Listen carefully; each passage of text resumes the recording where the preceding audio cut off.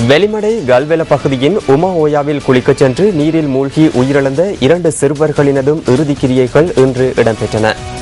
11 மற்றும் 13 வயதான 2 சகோதரர்களே இவ்வாறு உயிரிழந்துள்ளனர். இதேவேளை பண்டாரவளை பன்னலகல பகுதியில் குளிக்கச் சென்று நீரில் மூழ்கி காணாமல் போன 2 இளைஞர்களினதும் சடலங்களை கடற்படையினர் இன்று மீட்டுள்ளனர்.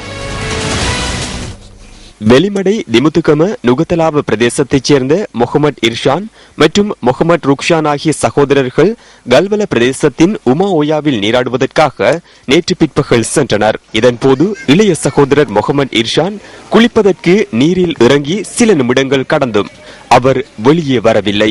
இதனைத் தொடர்ந்து தனது சகோதரனை தேடும் நோக்கில் முகமது ருக்ஷான் நீரில் இறங்கியுள்ளார். அவர்கள் நீரில் மூழ்கிய நிலையில் பிரதேச மக்கள் அவர்களை மீட்டு வைத்தியசாலையில் அனுமதித்துள்ளனர். இருப்பினும் அந்த சந்தர்ப்பத்தில் அவர்களின் உயிர் அவர்களை விட்டு பிரிந்திருந்ததாக போலீஸ் ஊடக பிரிவு தெரிவிக்கின்றது.